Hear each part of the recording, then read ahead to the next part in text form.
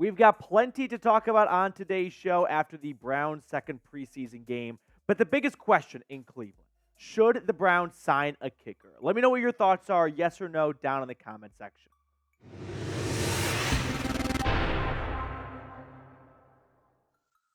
We've got some overreaction, some news, and some rumors to talk about on today's show following the Browns-Eagles preseason tie. But plenty to discuss, some good things and some not so good things. But before we get into all that, today's show quickly was made possible thanks to Hexclad. They've got the best pots and pans on the market. So do yourself a favor and go to hexclad.com/chat. Promo code chat gets you 10% off. They've got the best deals on the market. But let's get started by talking about the kicker position. This is the biggest storyline right now, and it's whether or not the Browns should go out and add another kicker. And I think they should. I think this is a for Bernie heads type of thing where I know the Browns are saying they're not going to go do that, but I'm telling the Browns, you should go add another kicker. That's my 2 cents on this. So far in the preseason, Cade York, I'm putting him down really as 3 of 7. I know technically it's just 3 for 6. He had 3 makes, and then he talked about it on his Instagram at halftime, and then he deleted it after the game. But he has misses from 49, 46, and I'm counting both the 47 and the 41-yarder because the illegal formation by the Eagles did not impact his kick whatsoever. So 4 misses in my book at least, all within 50, where you have to be money. It's one thing if he's missing 53, 54-yarders, but he is missing free throws. He is missing kicks that as an NFL kicker, you have to make if you want to stick around. Now, Kevin Stefanski, after the game, this is what he said when asked about Cade York and whether or not they're going to bring in another kicker. He said, it's preseason, so everybody's working through the preseason, and certainly, as you know, Cade wants to make those so that we can finish as a team so we can go get that W. But he's like any young player. He's like any player on our roster. It's preseason, so he's got to continue to work through it. I'll say it. It might be preseason for 89 other players on that roster, but it's not preseason for kickers. There's no cobwebs to dust off for kickers, right? There's no new offensive install and some miscommunications because you've got a new play caller or a new DC. No, there's none of that for kickers. Kickers have one job: make your kicks.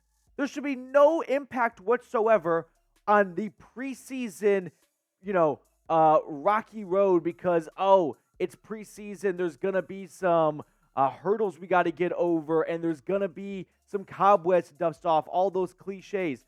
Not for kickers. Kickers, no. Make the damn kicks, kickers. That's the only job. If you want to have a long career in the NFL as a kicker, make your kicks. It's not about being a nice guy in the locker room, and it's not about adjusting to a new coaching staff.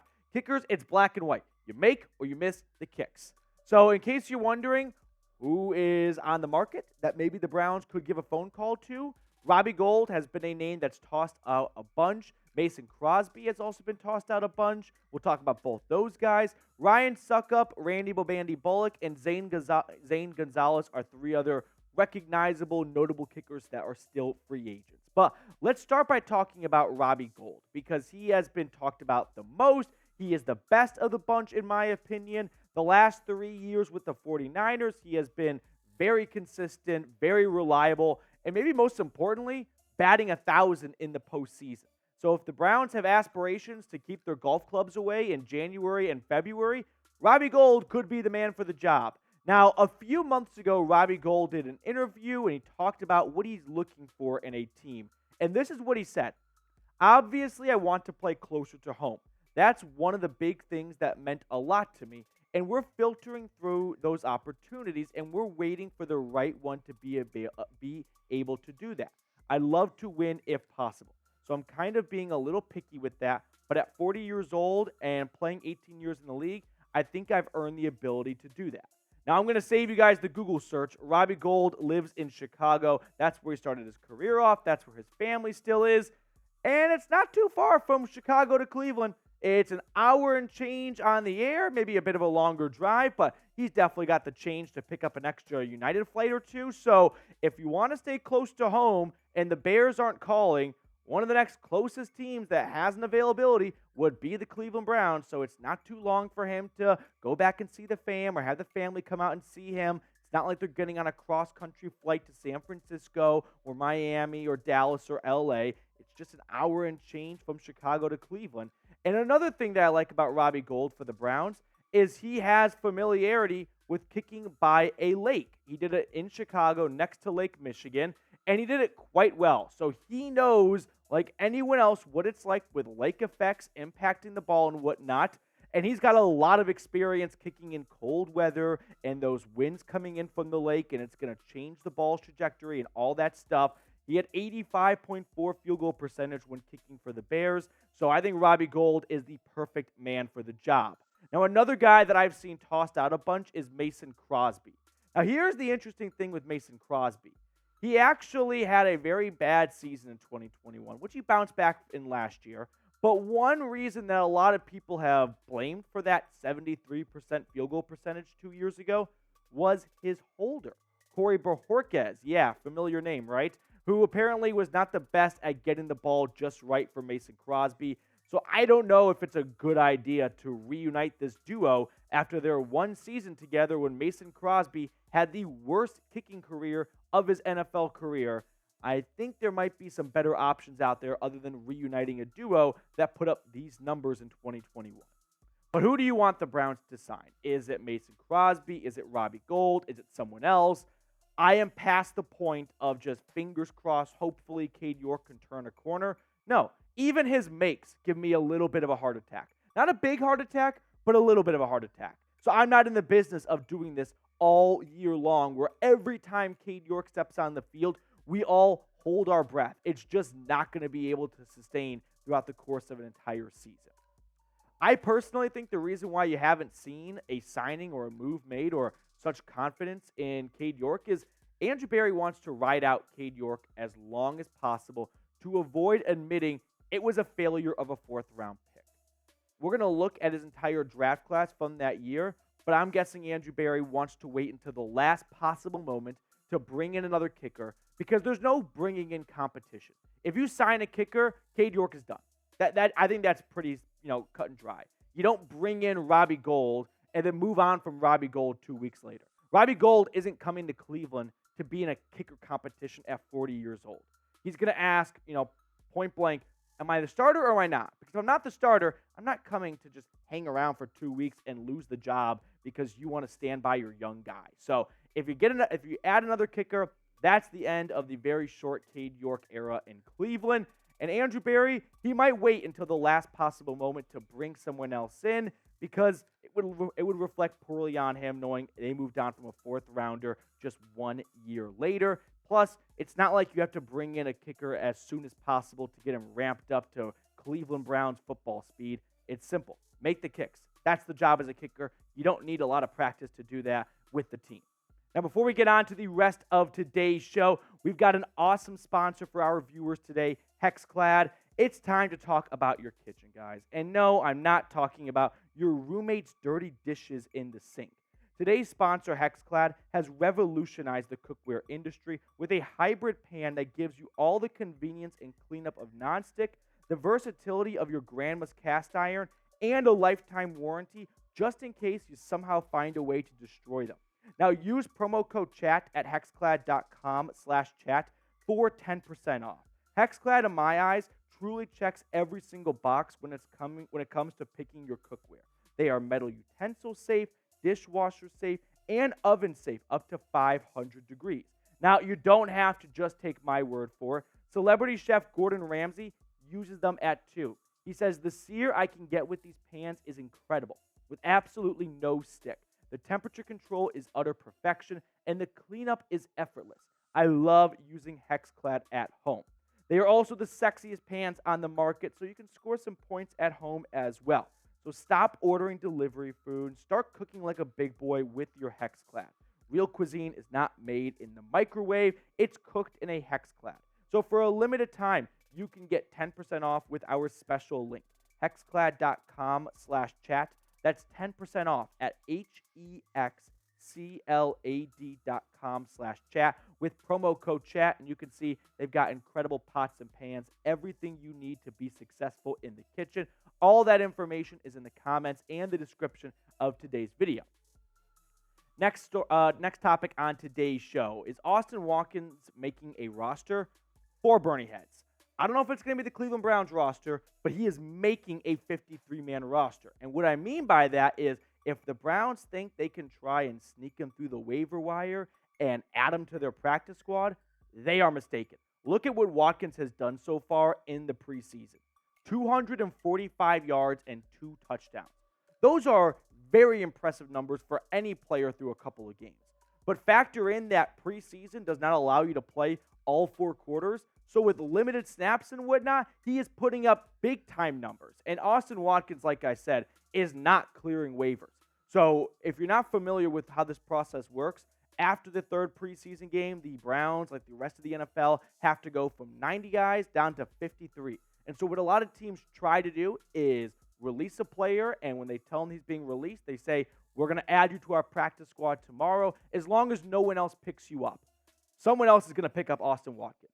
The Browns have a very deep wide receiver room, but not every team in the NFL is as deep as the Browns are at wide receiver because Amari Cooper, DPJ, Elijah Moore, Cedric Tillman, they are all locks to make the roster. Not every team goes 5 or 6 guys deep as guaranteed locks to make their roster.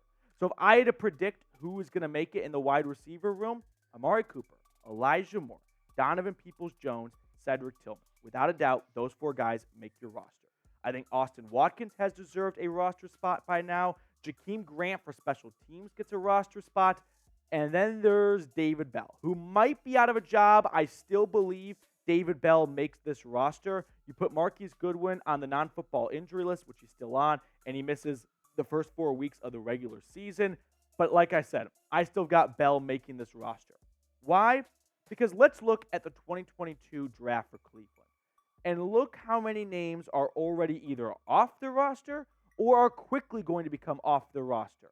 Martin Emerson is the only pick that has done anything for this team outside of a week 1 kick by Cade York so far out of this draft class.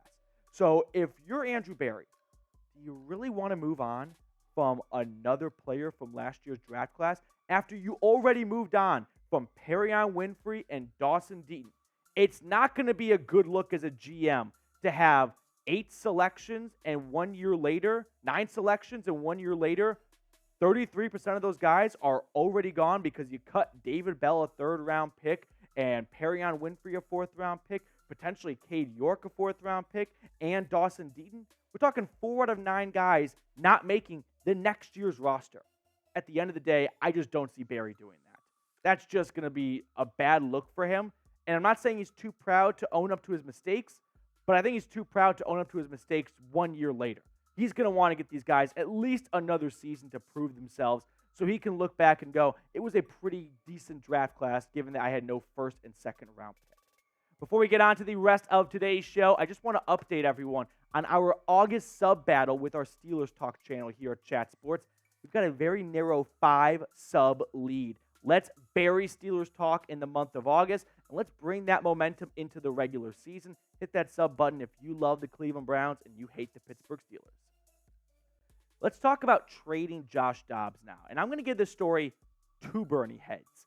I don't think it's as big as a guaranteed as maybe some people think it is, but I do think the story has some legs to it. So that's why I'm giving it a 2 Bernie head scale of believability. Mostly because of this guy, Dorian Thompson-Robinson. He has been awesome so far. DTR has put up great numbers in the preseason. And the idea, I can't take complete ownership with it, was floated out to me during our watch party yesterday when Joshua Miller super chatted saying, hot take, Josh Dobbs will get traded to a QB-needy team mid-year for a 2024 mid-rounder with the rise of DTR. The Browns aren't trading Dorian Thompson-Robinson. They're going to hold on to him because so far he has been everything they have hoped for, which is the sign of a long-term backup for Deshaun Watson. But if a quarterback injury happens elsewhere, we saw Josh Dobbs fill in a pinch for the Tennessee Titans last year. Half of the starters go down at some point in the regular season nowadays in the NFL. I am sure Josh Dobbs will be viewed as a very nice commodity on the market going, you've got 3 good quarterbacks. Can we take one off your hands because you already want to make DTR your backup quarterback? We'll just throw you a pick or 2 for Josh Dobbs because you're not going to use him And even if you did lose Deshaun Watson, deep down you want to play Dorian Thompson-Robinson.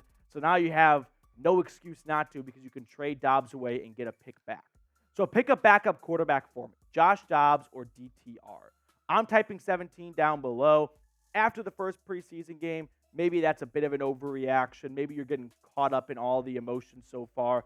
But so far, DTR has shown that he is a legit quarterback. Like, let me toss this idea out to you. If Dorian Thompson-Robinson is playing on the Bucs right now, or on the Commanders, or another team that has a shaky quarterback room, he is starting week 1, right? He has looked better than Kyle Trask and Baker Mayfield. So for that reason, I think he's QB2. Even if the Browns don't want to admit it, I think he will eventually take that job. Third story to get to on today's show, the UDFA linebacker, Mohamoud Diabate. Is he going to make the roster? I'm giving this 3 Bernie heads. I don't think it's as guaranteed of a lock as Austin Watkins, because he's just kind of coming on a little bit late compared to Watkins' rise. But Diabate is in a room where the Browns historically have been unable to stay healthy. JOK, Walker, Takitaki all ended last year on IR. So it would be wise for Andrew Berry to learn from their, I wouldn't say mistakes, but not let history repeat itself and know there's a good chance we might lose 1 or 2 or maybe even 3 of these linebackers. We should have a good backup plan in place. I think these could be the 6 guys that end up making the 53-man roster. JOK, Walker, Takitaki, Tony Fields, Jordan Kunaszyk, and Diabate. UDFA stealing a roster spot for maybe someone like Matthew Adams, who was signed this offseason as a special teamer, but really hasn't turned a lot of heads or anything like that. So if the Browns are wise, I hope they learned from last year that they cannot count on Walker and Takitaki and JOK all playing 17 games this year. So they should invest in a good backup plan. And those 3 backups are all very good players. Now, I want to know, who has impressed you the most this preseason? There have been a lot of impressive rookies, which is good for Barry because he hasn't been the bestest drafter, but at the same time, he hasn't had a first or second round pick in ages, it feels like. So he's had to work with what cards he has, and he has nailed this past draft class. And if I had to pick someone who's been very impressive, that gets a lot of love, but maybe not as much love as he deserves, the right tackle, Donovan Jones. He has played 175 preseason snaps so far, and he's only allowed 2 pressures. I mean, he was awesome yesterday against Nakobe Dean and Nolan Smith. He gave up 1 pressure and forced DTR to step up in the pocket a little bit, but no sacks allowed. He has not been, having the break speed off him or anything like that. Donovan Jones is a rising star on the offensive line in my eyes for Cleveland. Let's wrap up the show by picking a card. We've got producer Rolly back in the saddle this Friday afternoon. Rolly? I have not been on Browns to pick a card in so long. So much has happened since I've been here to pick a card last. Apparently, PD picked one yesterday. Apparently, Smitty got one, which is disgusting, and I'm going to have to one-up him by getting it right today. So, what card do you want to go with? I'm going to go with the Queen of Clubs. Queen of Clubs? Okay. I'm going to go with the Jack of Clubs. Oh, I don't like that. Ace of Diamonds. Ace of Diamonds. Shout out to Jeremy Beadling and Trace Girard here at Chat Sports. They got me these jumbo set of cards, and it has just taken this to a whole new level. But that's going to do it for us on today's show. Thanks so much for tuning in. We'll catch up later.